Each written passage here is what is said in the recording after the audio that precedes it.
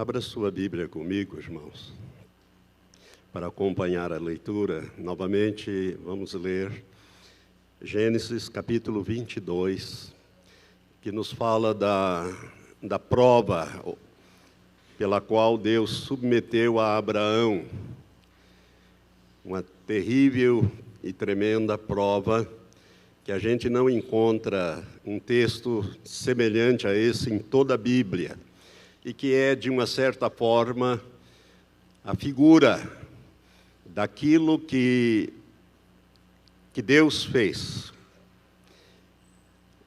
Abraão aqui é um símbolo de Deus, Isaque é um símbolo de Jesus.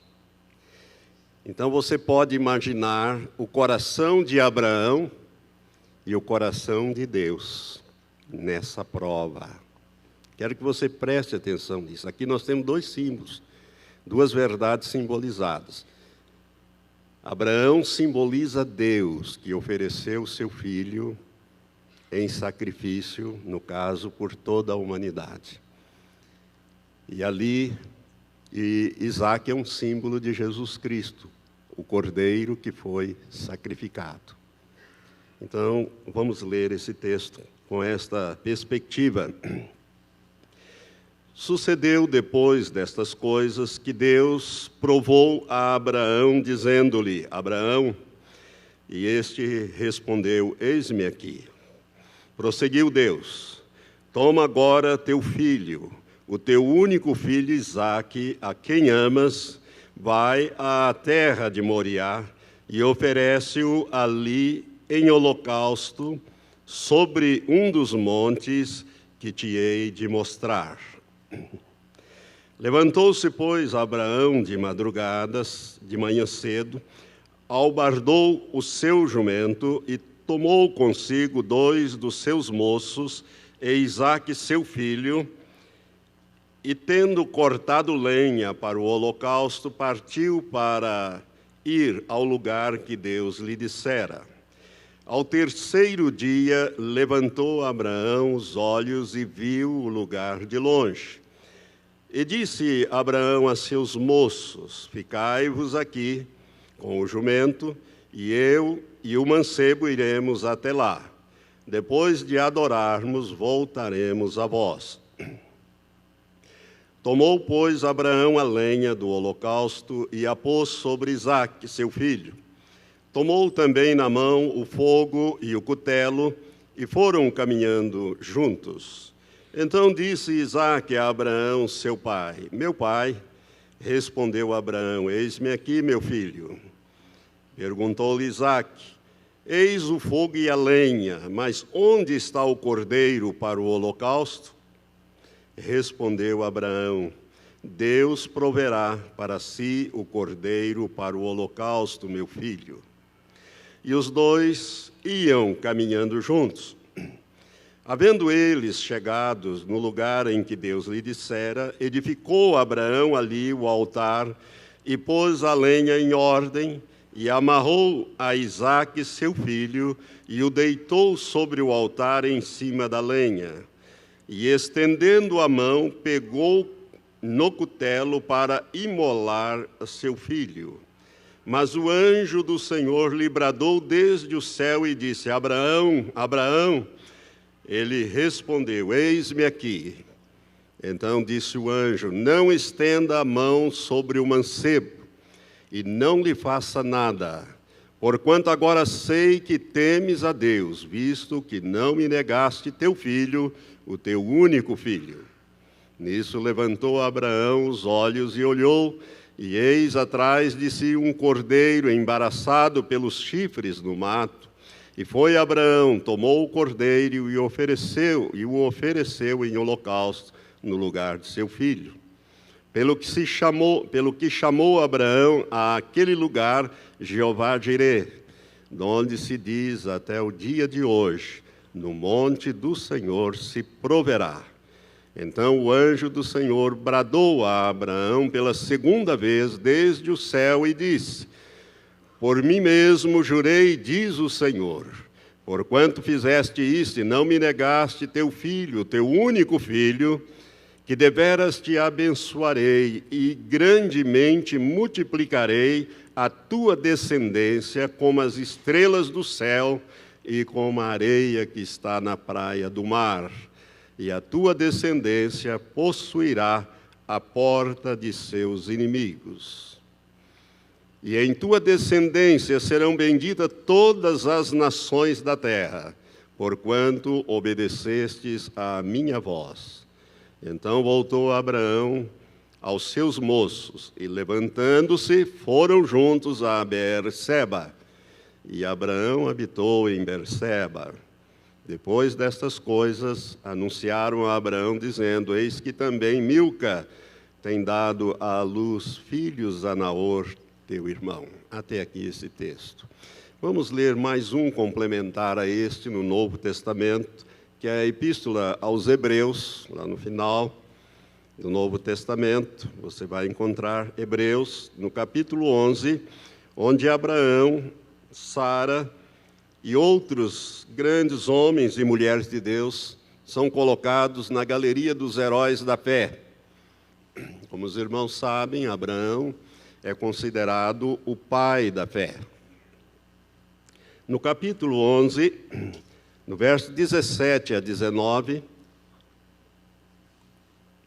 nós lemos uma revelação dada ao autor da carta aos Hebreus, que diz, verso 17: pela fé, Abraão, sendo provado, ofereceu Isaque, sim, e oferecendo seu unigênito, aquele que recebera as promessas, ou seja, Isaque que recebera as promessas. E a quem se havia dito: em Isaque será chamada a tua descendência, julgando que Deus era poderoso para até dos mortos o ressuscitar, e daí também, por figura, o recobrou.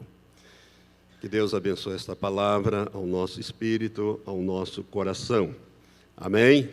Vamos orar. Senhor, mais uma vez, estamos na Tua presença agora nesta manhã para estudar este texto da Tua palavra e quero Te pedir, Pai, abre o entendimento de cada irmão, de cada irmã, e como eu Te pedi, Senhor, que o Senhor tenha falado com cada um acerca das coisas que não estão corretas na sua vida, os desvios onde houve, ó Deus, para que haja quebrantamento, arrependimento, confissão e mudança. Ó Deus, restaura, Senhor, o Teu povo para o tempo final, para que nós possamos estar preparados no arrebatamento dos santos. É a minha oração que faço em nome de Jesus. Amém. Toda vez que ministro de manhã tem essa dificuldade com o pigarro. Afinal de contas, o tempo tem as suas cobranças também, né? Irmãos, eu quero concluir hoje esta palavra que iniciei no domingo passado, falando sobre as 3 principais provas de fé. As 3 principais provas de fé. Essa é a segunda parte dessa meditação, uma palavra de exortação para nós, para cada um de nós. E eu gostaria que você abrisse bem o seu coração para entender esta palavra. Não sei se você esteve domingo passado, de manhã ou à noite. Se você não esteve, por favor, pegue no site da igreja, www.betelonline, tudo junto, betelonline.com.br, e você vai achar, domingo passado, uma mensagem sobre as 3 principais provas de fé dessa experiência de Abraão. E, recapitulando rapidamente para aqueles que não estiveram domingo, mas estão hoje aqui conosco, nós vimos, irmãos, que Abraão ele foi submetido a um terrível teste, né? O texto que nós lemos mostra isso claramente. Eu não gostaria de jamais ter que passar por uma prova semelhante a esta. Eu creio que nenhum de nós gostaria de ter uma prova semelhante a esta. Mas a Bíblia nos mostra claramente que assim como Satanás nos tenta para trazer para fora aquilo que há de mal em nós, para nos levar a pecar, Deus também nos prova, Deus nos submete à prova para trazer para fora aquilo que está no nosso coração para o bem, para que nós possamos, vamos dizer assim, andar pelos caminhos retos do Senhor. Tem muita gente que tem medo de prova, e nós cantamos, tem um cântico aqui, que nós cantamos de vez em quando, né, do Nani Azevedo, que diz: cada vez que a minha fé é provada, eu tenho a oportunidade de crescer um pouco mais. Toda vez que nós somos submetidos a uma prova, nós temos a chance de crescer um pouco mais, é verdade. Então nós precisamos ser provados, porque uma fé que não pode ser provada não é uma fé confiável. A sua fé, a minha fé, precisa passar por provas, porque toda vez que nós somos provados, e a Bíblia mostra claramente que nós não somos provados além do que nós podemos suportar. Em 1 Coríntios 10, o último versículo do capítulo 10 de 1 Coríntios fala exatamente isso, que nós não somos provados, não é tentados, é provados além do que nós podemos suportar, mas com a provação Ele dá também o meio de escape. O Senhor nos dá, e através da provação nós crescemos. Nós crescemos. Por quê? Porque quando você é provado, você busca mais a Deus. Você se desprende das coisas, das pessoas e encara, né, aquela provação como uma oportunidade de você ficar mais próximo de Deus e Deus mais próximo de você. Por isso é que a nossa fé precisa ser provada. Nós vimos também, nós lemos o capítulo 22 de Gênesis, mas se a gente olhar um pouco para trás, você vai ver que Deus falou várias vezes com Abraão. Abraão conhecia a voz de Deus e num determinado momento Deus estava como que demorando muito para cumprir aquela promessa que Ele deu a Abraão. Lá no capítulo 12, no capítulo 17, vai reiterar esta promessa de dar um filho a ele, e aí Isaac, ou melhor, Sara e Abraão resolvem dar uma mãozinha para Deus e vem, né, então nasce da escrava Agar um outro filho que não era o filho da promessa, né, que era o filho da escrava Agar com Abraão, que é Ismael. Ismael, ele vai dar origem a 12 príncipes, 12 povos, que são os povos árabes. E a Bíblia mostra também que no crescimento dos dois meninos, né, Ismael era bem mais velho do que Isaac, e então Ismael oprimia, de uma certa forma, escarnecia, oprimia, e Sara, vendo aquilo, percebendo toda aquela coisa, exigiu que Abraão mandasse embora o menino com a sua mãe, colocasse para fora, e Abraão não gostou muito disso, mas Deus disse: olha, ouve a Sara, faça o que ela está dizendo. E a gente encontra o porquê disso, nós já lemos esse texto lá em Gálatas, do verso 21 até o 31, e ali você tem duas alegorias, né? O filho que nasce segundo a carne e o filho que nasce segundo o Espírito. E nós já falamos sobre isso no domingo passado. Estou repetindo isso para que você se lembre que nós nunca iremos dar a Deus o nosso Isaac sem que nós nos desfaçamos do nosso Ismael, que é a nossa carne. Só daremos a Deus o nosso Isaac quando nós desfizermos-nos do nosso Ismael. Irmãos, Abraão teve que passar por essa prova. E nós temos que entender que Abraão era um homem muito rico. A Bíblia diz que ele era muito rico em ouro, tinha muito ouro, em prata, em animais de todo tipo. Ele tinha camelos e tudo mais. Abraão era um homem muito rico, mas ele tinha um grande problema: ele não tinha um herdeiro. Isto afligia a alma de Abraão, porque Sara era estéril. Abraão amava profundamente Sara, uma mulher lindíssima.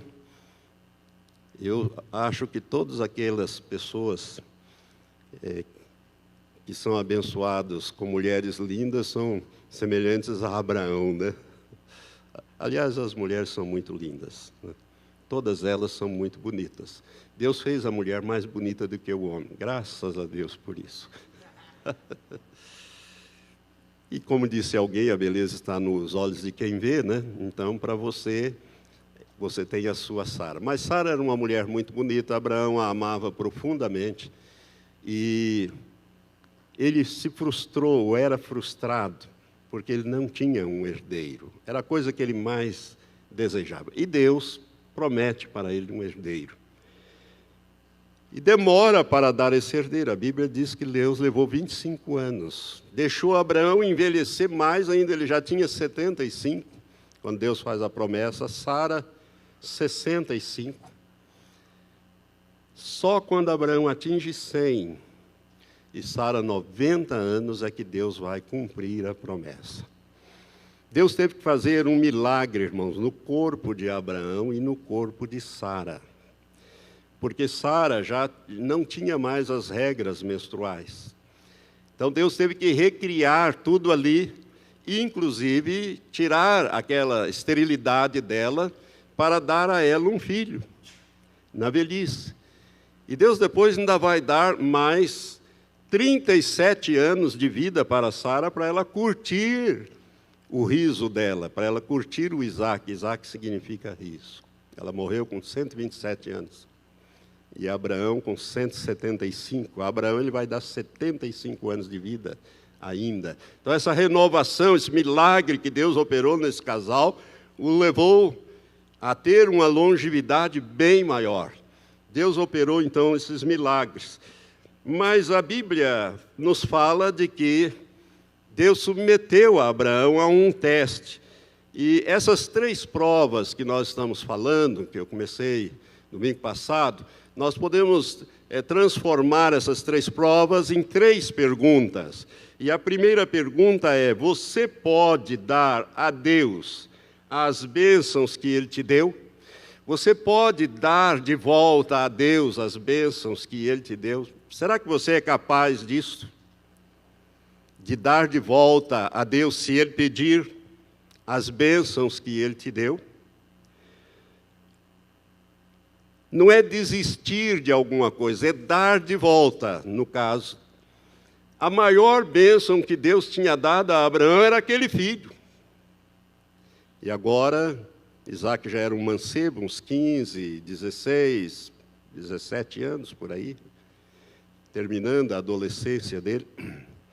Deus vem e pede que Abraão ofereça Isaac num lugar que ele iria designar. Por que Deus fez isso? Irmãos, preste atenção. É muito importante a essência desse ensino que eu estou dando para você.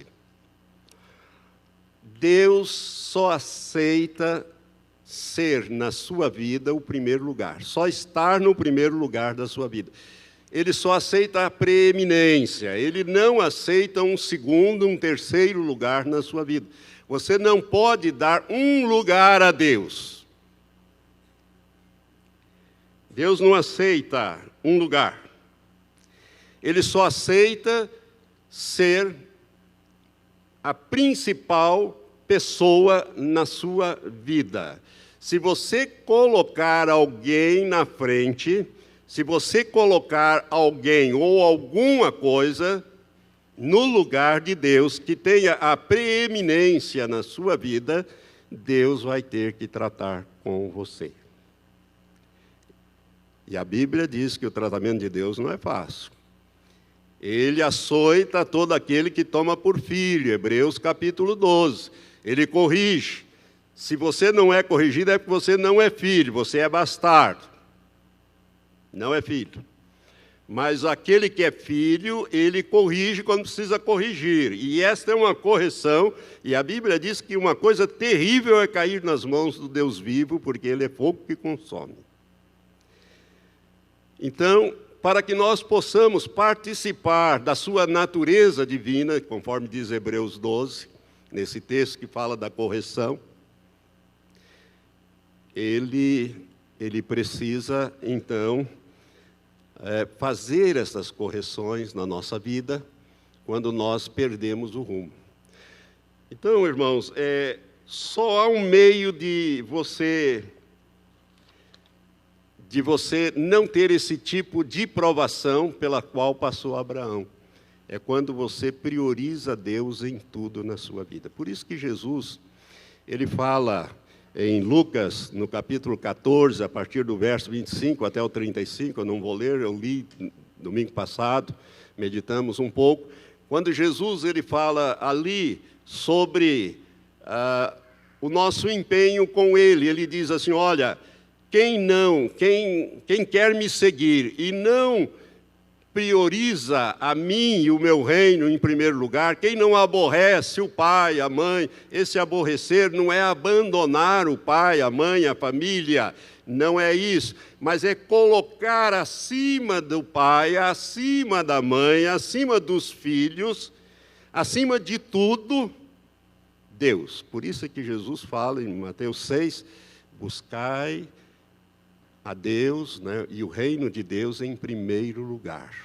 Depois as outras coisas eu acrescento. Irmãos, Deus só aceita o primeiro lugar. Se não for o primeiro lugar, Deus não aceita. Não aceita na sua vida.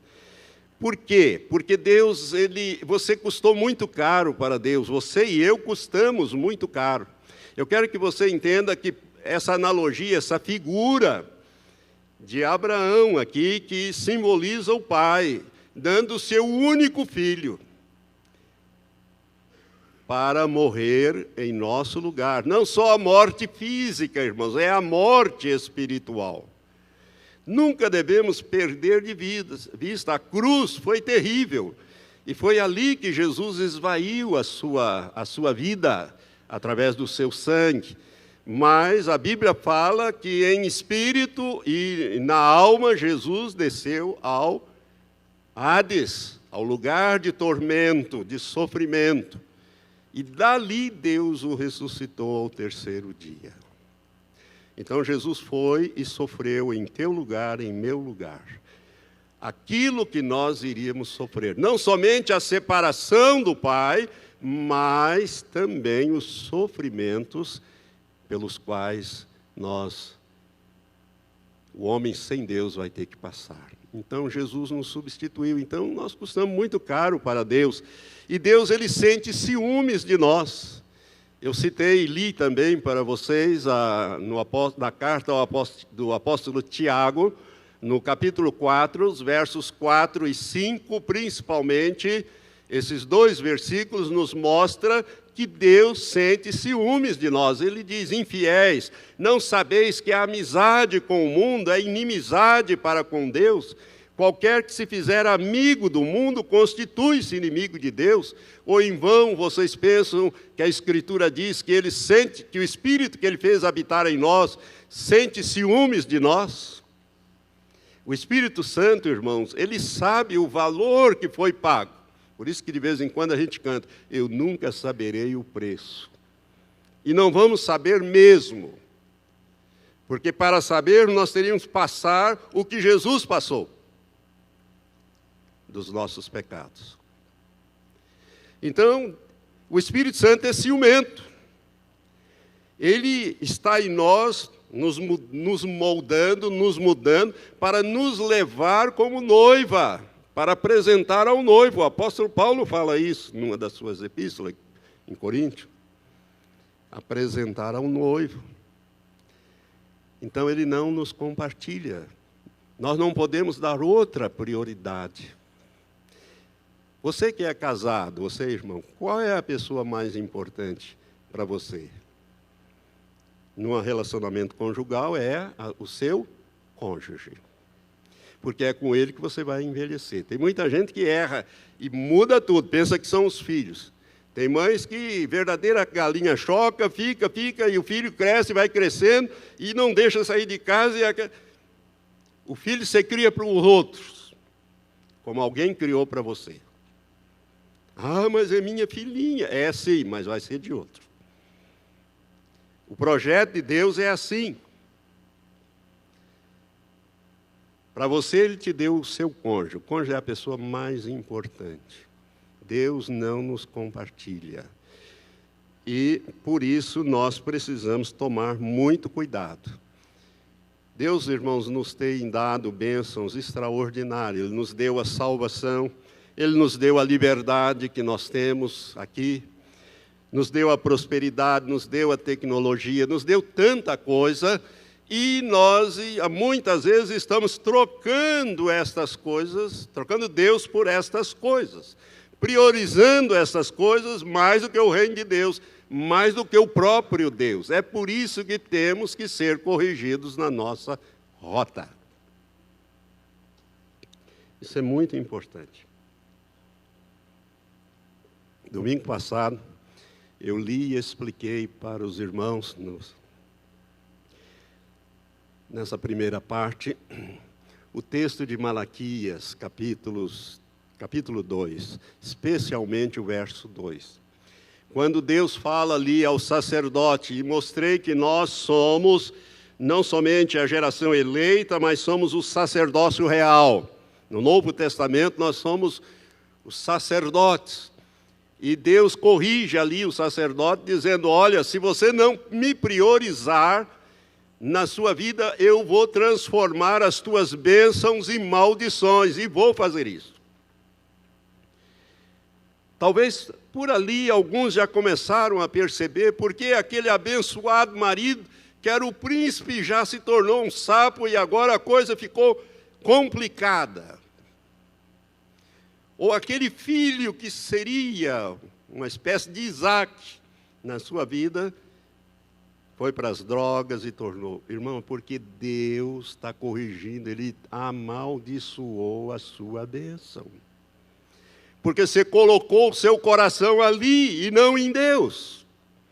Ele teve que fazer isso para tirar você de volta, para corrigir o rumo. Porque você é herdeiro do reino, você é herdeiro da salvação. Ele não quer te perder, ele sente ciúmes, você custou muito caro. Deus disse, eu abençoo. Outros colocaram, Deus começou a abençoar. Tem crente que Deus não pode abençoar financeiramente, porque senão a coisa vai subindo, daqui um pouco, aquilo virou. Cuidado. Senão Deus vai ter que tocar nisso aí. Ele não aceita ser colocado em segundo lugar, em terceiro lugar. Se você não prestar atenção, a tua bênção pode ser amaldiçoada por ele. Seria um desastre na vida de Abraão se Deus tivesse que amaldiçoar a Isaac. Então Deus vai provar a Abraão.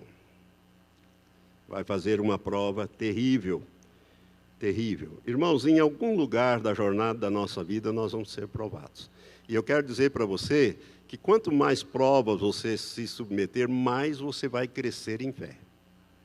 Se você não quer ser submetido a nenhuma prova, você vai ser um nanico em fé. Porque é aquilo que eu estou dizendo, a fé que não pode ser provada não é uma fé confiável, nem para você e nem para Deus. Nós estamos prestes a entrar numa época em que nós vamos depender 100% de Deus, até mesmo para comer. A sua fé vai ser provada. Vai ser levada a momento em que você vai ter que confiar 100% de Deus para a tua proteção, para o teu sustento, para os milagres extraordinários que Deus vai fazer na tua vida e através de você. Deus está levantando um povo que tem que ter um outro nível de fé. Eu estou falando sobre fé na quinta-feira, Um estudo muito importante para você entender bem como que a fé funciona, e gostaria que você não deixasse isso. E Abraão foi considerado o pai da fé. A segunda pergunta que nós fazemos é: você pode confiar em Deus, em todos os propósitos de Deus para vocês? Porque Isaac, irmãos, não foi apenas para a alegria e satisfação de Abraão e de Sara. Isaac tinha um propósito. Deus estabeleceu, deu Isaac para aquele casal, porque Deus tinha um propósito. Qual era o propósito que Deus estabeleceu para Isaac? Com Isaac há um propósito de Deus abençoar todas as nações da terra. Em Isaac, Deus resolveu abençoar todas as nações da terra. Então é muito importante que você entenda isso, né? As promessas de Deus não são apenas para a nossa satisfação. Deus tem um propósito. Quando Ele te deu aquele filho, quando Ele te deu aquele marido, quando Ele te deu aquela esposa, quando Ele te deu aquela empresa, quando Ele te deu aquela benção, aquele curso, Ele tem um propósito nisso aí. Nós precisamos descobrir qual é a vontade de Deus, qual é o propósito de Deus e concluir o propósito de Deus na nossa vida. É muito importante nós aprendermos aqui. Irmãos, eu parei aqui nesse ponto que eu quero voltar a ele. Esta foi a primeira e a única vez na Bíblia que Deus pediu um sacrifício humano. Somente os pagãos, somente os idólatras daqueles dias sacrificavam seus filhos aos seus deuses. Deus proibiu isto. E agora Deus vem e pede um sacrifício. Abraão, pega Isaque, teu filho, a quem tu amas, e vai para o lugar que eu vou te mandar, e lá você me sacrifica ele.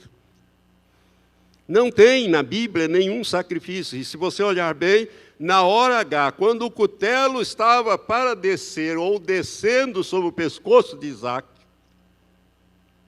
você pode imaginar, Abraão amarra Isaque, deve ter amordaçado, não sei se amordaçou ou não, porque o Isaque, quando viu aquilo, deve ter gritado, esperneado, ele amarrou, botou ali. Imagina esse quadro, irmãos. Que coisa terrível.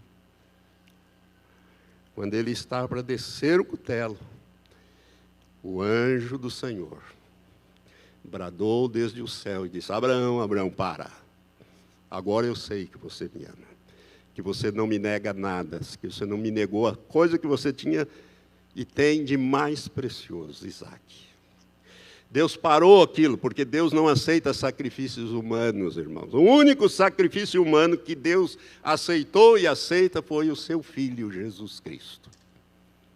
Jesus era 100% homem, morreu como 100% homem. Se ele não fosse homem, era impossível pregar na cruz e matar um Deus todo-poderoso. Jesus era 100% homem. O único sacrifício que ele aceitou e aceita foi o de Jesus. Por isso, fora de Jesus, não há acerto com Deus.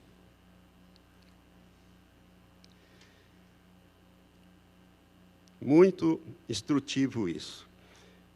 Eu falei sobre o coração de Abraão, ficou arrasado com aquele pedido de Deus. Você pode imaginar 3 dias caminhando e Abraão naquele sofrimento, 3 dias achando, caminhando em direção com aquela lenha, com aquele fogo aceso e aquele cutelo, e ele sabendo que ele ia ter que fazer. E a coisa ficou tão difícil a ponto de, quando colocou a lenha sobre o Isaque começaram a caminhar, o Isaque disse: meu pai, aqui está o fogo, aqui está a lenha, mas onde está o cordeiro?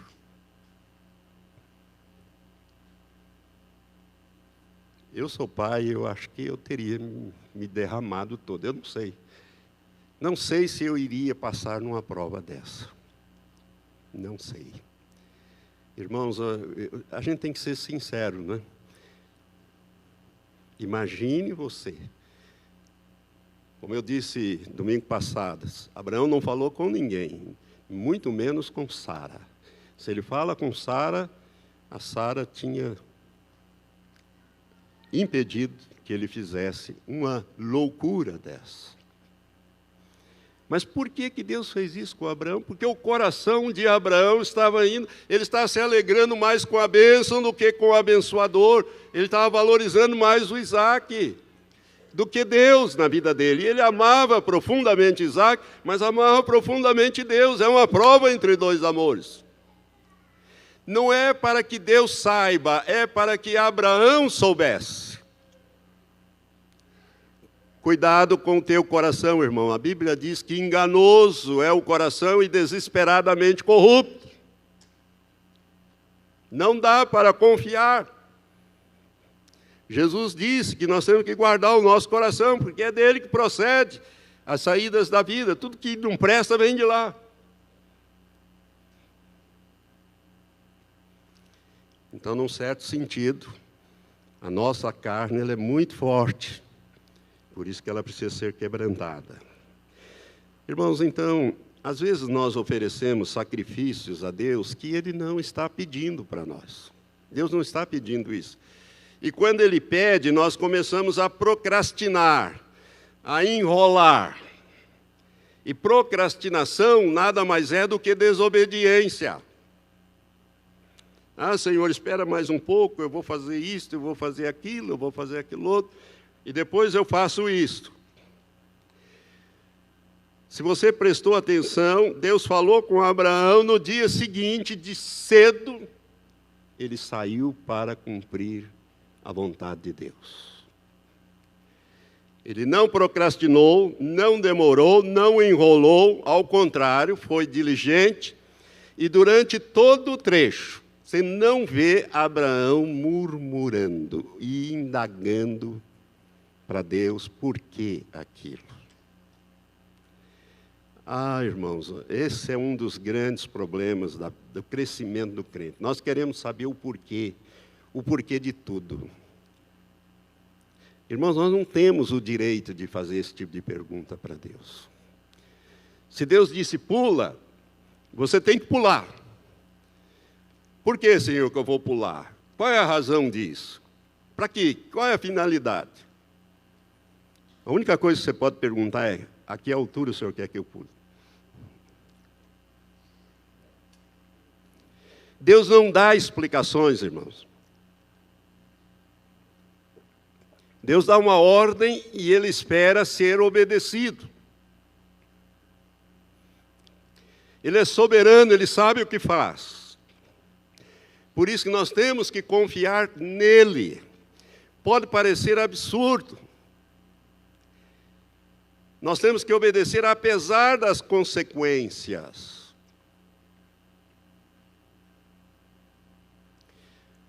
Obediência, olha aqui para mim. Obediência é a coisa que Deus requer dos seus filhos. Nós queremos dar uma porção de coisa a Deus, mas não queremos dar a nossa obediência. Preste atenção nisso. E Deus só quer a nossa obediência. A obediência é irrestrita. Se Ele diz, vai para lá, é para lá que eu vou. Mas lá está o inimigo, lá está isso, lá está aquilo. Deus sabe de tudo isso. Ou você pensa que Ele não sabe? Irmãos, há mais de 40 anos atrás, eu creio que todos nós conhecemos, pelo menos de nome, o evangelista alemão Reinhard Bonk. Reinhard Bonk, ele foi salvo e foi chamado por Deus para ser um missionário na África, quando ele era ainda um menino, lá na Alemanha. Eu tive o privilégio de conhecer esse homem em Curitiba, nós fomos lá, acho que foi em 2007, se eu não me engano, ele esteve no Brasil, e nós fomos ouvi-lo. Uns dias terrivelmente frios, pensei que eu ia congelar com sobretudo e tudo, coisa terrível, parecia que ia congelar a gente lá, naquelas barracas.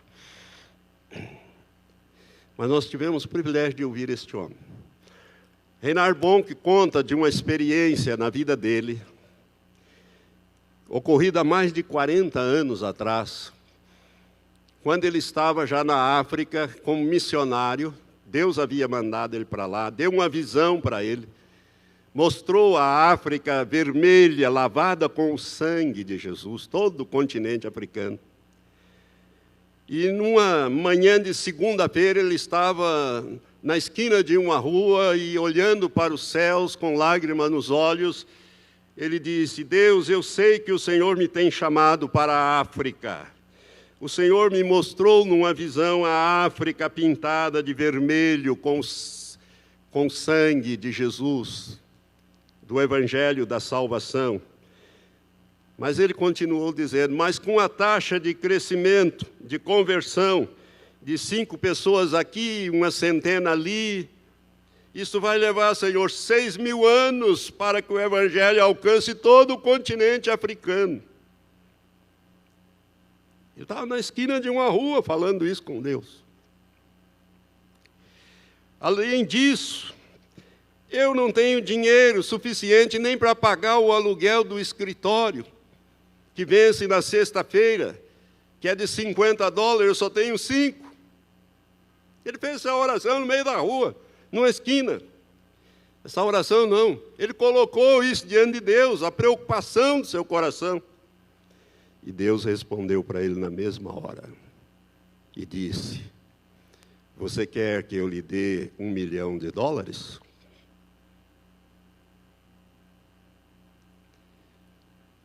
Irmãos, se Deus fizesse essa proposta hoje para alguns evangelistas, como é que ia ser, hein? Eu vou que aceitar sim, Senhor, $1 milhão. Com $1 milhão eu vou comprar tendas, eu vou fazer isso, eu vou fazer aquilo.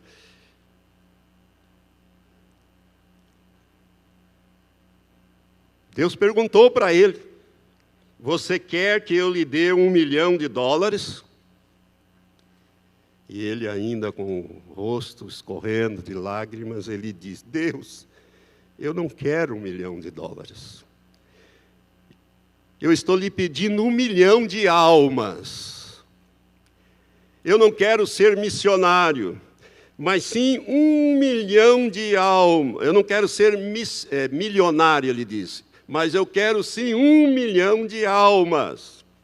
Eu quero saquear o inferno e povoar o céu. Esse será o propósito da minha vida.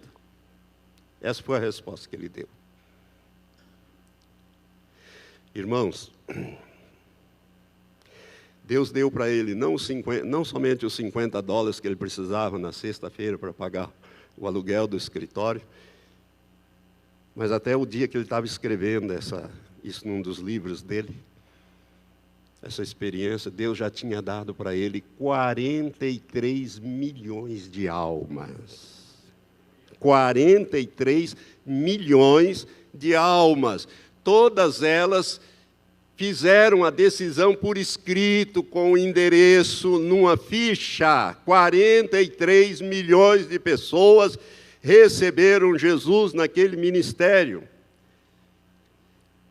Vocês se lembram que em 2007, quando eu fiquei sabendo de todas essas coisas, eu trouxe aquele DVD do Daniel Ecchuco, da ressurreição do Daniel Ecchuco, e no final daquele DVD aparece Reinhard Bonk pregando uma mensagem sobre o rico e o Lázaro. E a câmera, ela faz uma panorâmica assim em cima daquele mar de gente que você não consegue enxergar lá no fundo, de tanta gente. Ali, naquela reunião, mais de 1 milhão, parece que foram 1.063.000 e não sei quantos lá, receberam Jesus como Senhor e fizeram a sua decisão na Nigéria. Ele disse: eu não quero 1 milhão, eu não quero ser missionário, Senhor. Eu quero é saquear o inferno, eu quero é 1 milhão de almas. Deus já deu para ele. Eu acredito que esse número já cresceu bastante, né? Porque ele é um homem que Deus usa de uma maneira poderosa, em sinais, prodígios, maravilhas, e a mensagem do Evangelho que é poderosa na boca desse irmão. Amém? Será que nós podemos, então, confiar em Deus todas as nossas posses, as nossas bênçãos que Ele nos tem dado? Será que nós podemos confiar em Deus nos propósitos que Ele tem para nós, que são as duas perguntas anteriores? A resposta é sim. Podemos confiar 100%. Não somente em devolver a Ele o que Ele tem nos dado, se Ele pedir e quando Ele pedir, mas também nós podemos confiar 100% nos propósitos que Ele tem para nós. Amém? Agora vem a terceira e última pergunta que eu quero encerrar. A terceira prova, nós podemos transformá-la nessa pergunta. Você pode confiar em Deus e nas suas promessas? Você pode confiar em Deus. Parece que confiar em Deus nós não temos muita dificuldade.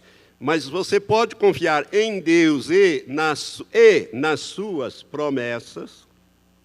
Deus disse a Abraão: você vai ter um filho, Abraão. Isso vai acontecer. Mas será que esse filho veio no ano seguinte? Não. 10 anos depois? Não, mas Deus disse: você vai ter um filho, você pode ter certeza, eu vou te dar um filho. E lá pelas tantas, o Abraão e a Sara inventam de querer um filho através de uma outra mulher, que não era esse o plano de Deus.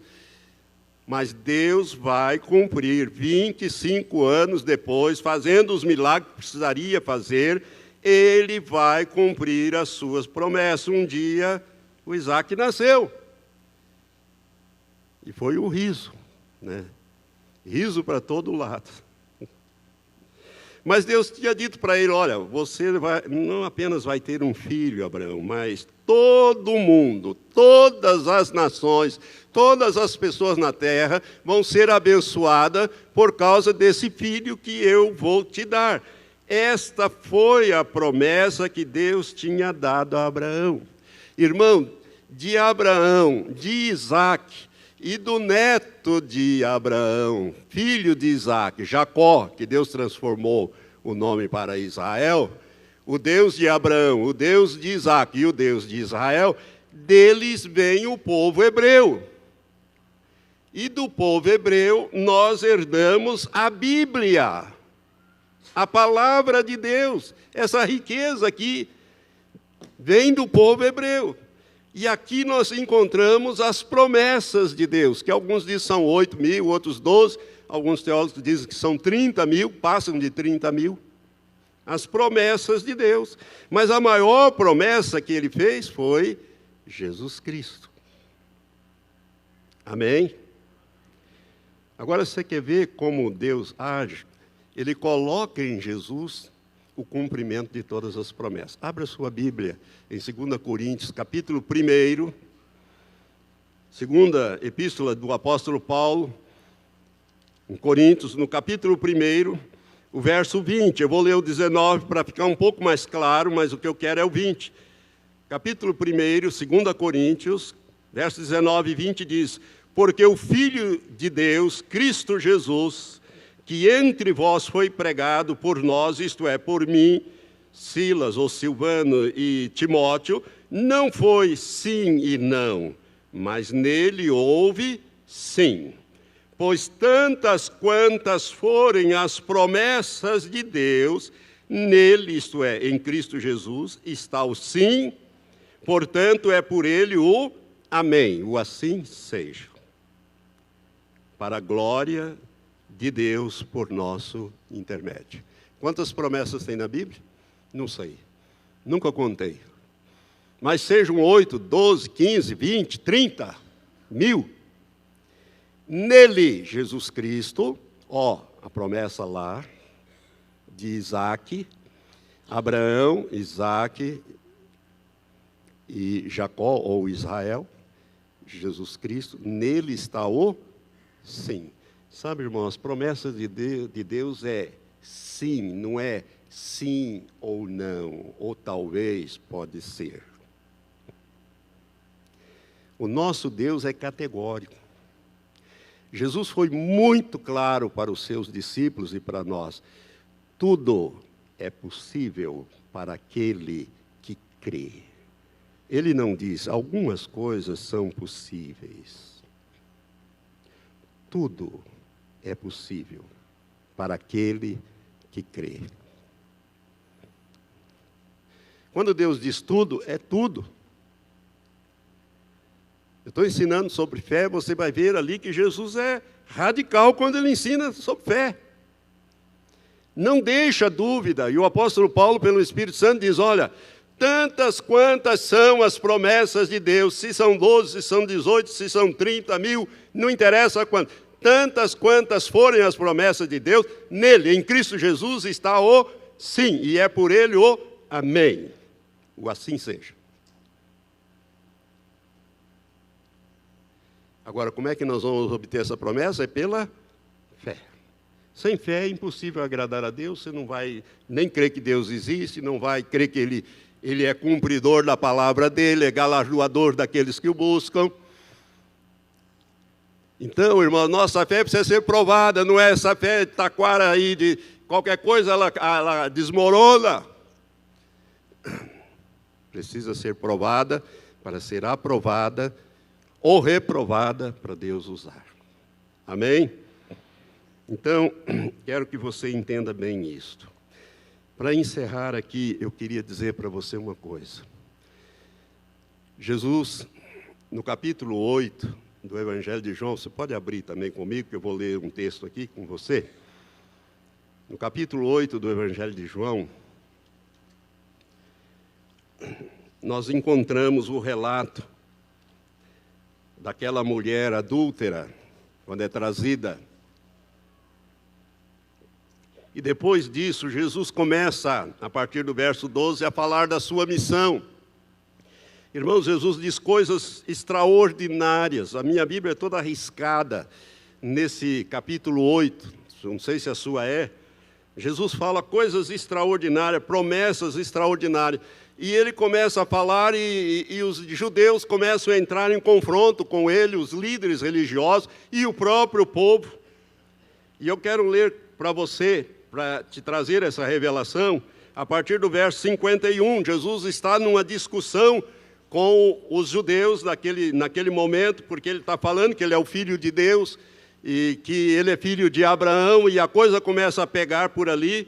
E Jesus disse, em verdade, verso 51, em verdade vos digo que, se alguém guardar as minhas palavras, nunca verá a morte. Disseram-lhe os judeus, agora sabemos que tens demônio. Abraão morreu e também os profetas, e tu dizes, se alguém guardar as minhas palavras, nunca provará a morte. Porventura, és tu maior do que o nosso pai Abraão, que morreu, também os profetas que morreram? Quem pretende ser? Respondeu-lhe Jesus, se eu me glorificar a mim mesmo, a minha glória não é nada. Quem me glorifica é meu Pai, do qual vós dizeis que é o vosso Deus. E vós não o conheceis, mas eu o conheço. E se disser que não o conheço, serei mentiroso como vós. Mas eu o conheço e guardo a sua palavra. Agora presta atenção. Abraão, vosso pai, exultou por ver o meu dia, viu-o e alegrou-se. Disseram-lhe, pois, os judeus, ainda não tens 50 anos e viste Abraão? Respondeu-lhe Jesus, em verdade vos digo que, antes que Abraão existisse, eu sou. Então pegaram em pedras para lhe atirarem, mas Jesus ocultou-se e saiu do templo. Presta atenção aqui, irmãos. Jesus está dando um testemunho de Abraão aqui, e Jesus disse assim, olha, preste atenção. Abraão, vosso pai, exultou em ver o meu dia, viu-o e alegrou-se. Sabe o que isso significa? Jesus está dizendo para nós que naquele monte Moriá, Deus deu uma visão a Abraão, mostrou-lhe o Messias no templo. Viu Jesus ali pregando, disse, esse é o meu filho amado, este é o Messias. É é esse que vai vir da descendência tua, Abraão, através de Isaque. Ele é o meu filho amado em quem tenho o meu prazer. Abraão viu e exultou. Você sabe o que significa essa palavra, exultar? É a mesma, o sentido dela é quando um jogador marca um gol, aquele gol da vitória, ele dá aquele pulo no ar, aquele soco e aquele grito. Isso é exultar. E ele exultou ao ver o meu dia, ele viu e ele alegrou. Os judeus não entenderam nada. Jesus estava falando de coisas espirituais e eles estavam querendo entender as coisas. Você não tem 50 anos, como é que você pode ter visto Abraão? Abraão está lá séculos, milênios para trás.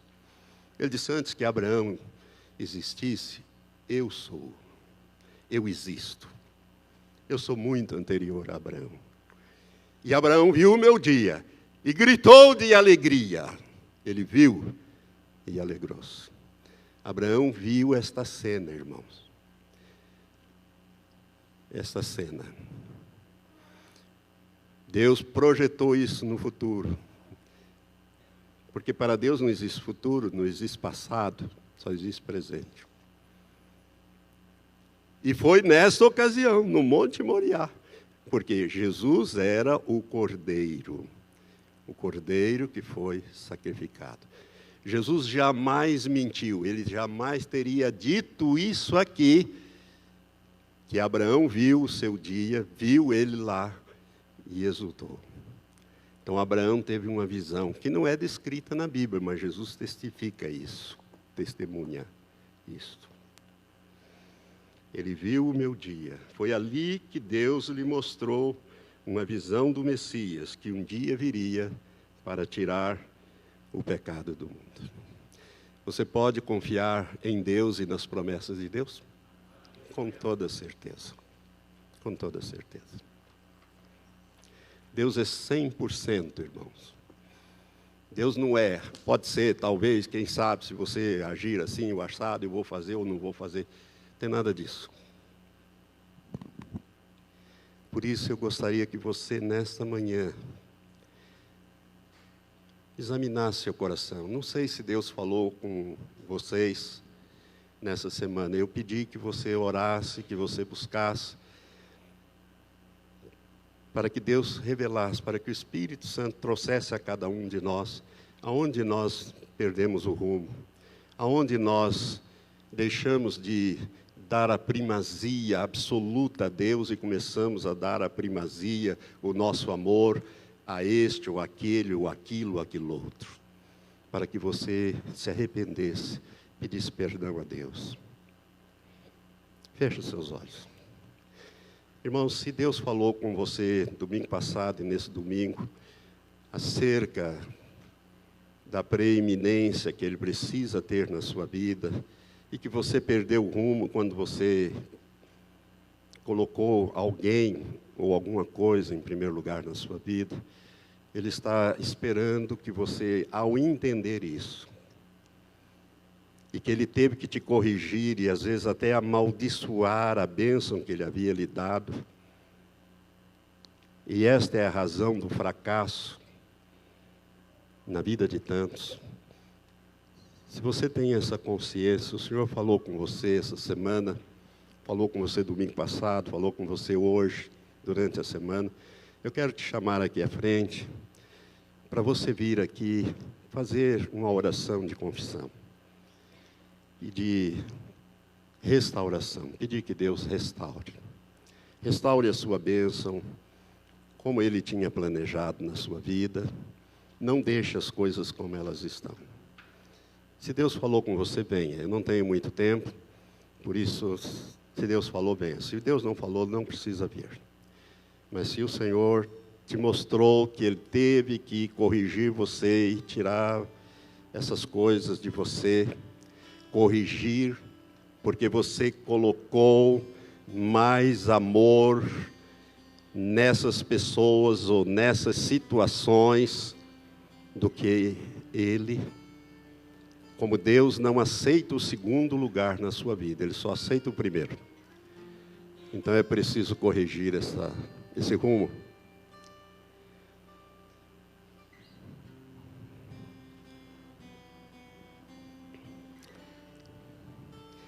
Comece a orar agora a Deus, você que está chegando, dizendo: Senhor, me perdoa, Senhor. Eu não tinha esse entendimento. Eu não consegui ver as coisas com mais clareza. Eu não sabia que aquela bênção eu tinha colocado no meu coração de tal maneira que o Senhor sentiu ciúmes.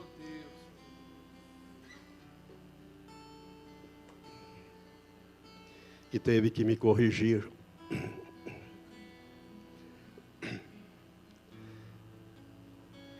E num determinado momento Deus teve que te colocar à prova.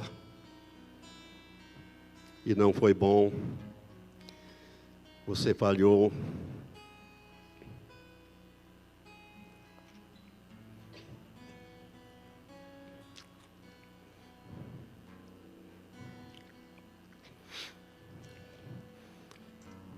Fala com Ele.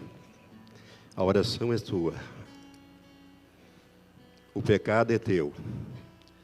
A confissão tem que ser tua também. Diga para Ele: Senhor, me perdoe, eu não sabia.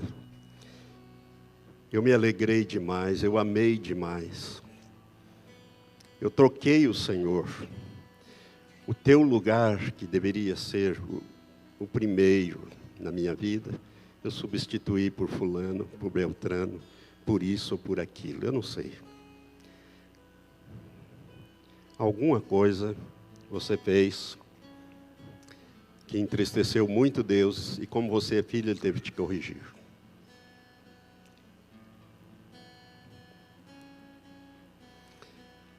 Pai, em nome de Jesus, o teu amado Filho, que pagou o preço do nosso resgate, da nossa redenção. Em nome de Jesus, Senhor, eu quero te pedir que o Senhor perdoe estes irmãos e irmãs que estão aqui na frente. Ó Deus, perdoa, Senhor, esses pecados. O Senhor sabe quais foram, eu não sei. Ele sabe e o Senhor sabe. Um dia, Senhor, eles fizeram algo muito grave diante do Senhor, que é colocar o Senhor para fora ou para trás. Não deram a devida preeminência ao Senhor. Substituir o Senhor por pessoas, por bênçãos que o Senhor deu a elas, que era para alegrar o coração delas, a vida delas, mas não era para ser idolatrada, não era para substituí-lo no seu coração. Mas nós fizemos isto, Senhor. Ó Deus, eu quero lhe pedir, perdoa, Senhor, os nossos pecados. Perdoa especificamente esses pecados. E lava-nos agora com o sangue de Jesus, o teu Filho. Porque só o sangue de Jesus, teu Filho, pode nos perdoar e nos restaurar. Restaura-nos, Senhor. Tira essas marcas do pecado da nossa vida. Traz de volta as nossas bênçãos, Senhor. E nós prometemos a Ti que não vamos amá-las mais do que amamos ao Senhor. Não vamos priorizá-las mais do que o Senhor. O Senhor será o foco da nossa vida e da nossa existência. Perdoa, Senhor, e restaura-nos completamente. E que esta prova, Senhor, que essas coisas que nos aconteceram sirva para o nosso crescimento na intimidade com o Senhor. Nós queremos mais intimidade contigo. Abençoa os que fazem também esta confissão, ó Deus, lá através da internet, através dos meios de comunicação desta igreja. Recebe a nossa confissão e restaura-nos nesta hora. Senhor Deus, como ministro do teu altar, eu quero também te pedir perdão, Senhor, porque deveria ter pregado esta palavra, talvez, há muitos anos atrás e ajudado mais os meus irmãos. Me perdoa, Senhor, por não ter percebido essas coisas. Ainda que na minha vida, até onde sei, nunca deixei de priorizar o Senhor em primeiro lugar. Nunca coloquei minha esposa, minhas filhas, ou qualquer outra coisa em primeiro lugar na minha vida. Se fiz, me perdoa também, Senhor, eu lhe peço. Em nome de Jesus. Restaura, Senhor, essas vidas. Elas precisam ter a alegria de volta, Senhor. Tira a tristeza do coração de cada um. E conserta, Senhor, aquilo que está torto na nossa vida. Em nome de Jesus, Pai, eu lhe peço e agradeço. Amém. Amém. Irmão, se a tua oração foi sincera e você que orou, eu apenas fiz uma oração final, mas você que orou. Então, não deixe isso mais atormentar a sua vida. Você foi perdoado, e se você pedir de volta aquela bênção, para você usá-la corretamente, colocá-la no lugar devido, Deus vai te restituir essas coisas. Eu quero lembrar a você que quando Deus submeteu Jó à prova, foi uma prova devastadora. Ele perdeu tudo que ele tinha, e toda a família dele, os 10 filhos. Só ficou a mulher para ser boca do diabo no ouvido de Jó. Amaldiçoa o teu Deus e morre. Mas quando Jó orava pelos seus amigos, depois dele ter confessado, ele diz: antes eu te conhecia por ouvir falar, ou seja, por informação. Agora os meus olhos te veem, pelo que eu me abomino, eu vejo o meu pecado. Agora eu tenho uma experiência. Deus mandou que Jó orasse pelos seus amigos. E quando ele orava, Deus virou o cativeiro de Jó e duplicou tudo na vida dele, inclusive os filhos. Deus deu 10 filhos novamente. Ele tinha 7 filhos e 3 filhos. Deus deu 7 filhos para ele e 3, não aqueles, deu novos. Deve ter trocado a esposa dele também, né? Nessa altura. Não sei, a Bíblia não fala, mas a Bíblia diz que Deus virou o cativeiro de Jó. Então a prova para nós é para corrigir o nosso rumo, para nos colocar no rumo certo. Lembre-se, Deus é ciumento. Ele tem ciúme de você, você é um tesouro precioso para Ele. E Ele tem projetos para você aqui na eternidade. Irmãos, nós valemos para Deus um valor incalculável. Muito mais do que todo esse planeta que a gente pensa que vale muito. Mas Deus cria um planeta com o poder da sua palavra. Mas para criar uma pessoa, Ele tem que dar do Espírito dEle, da essência dEle. É diferente. Por isso, Ele não aceita o segundo lugar. É só o primeiro lugar. Vamos todos em pé, vamos terminar.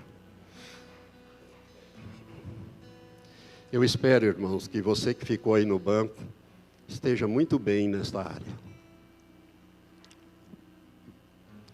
Sinceramente, eu espero. Quando eu comecei a receber essa palavra, eu comecei a ficar assustado.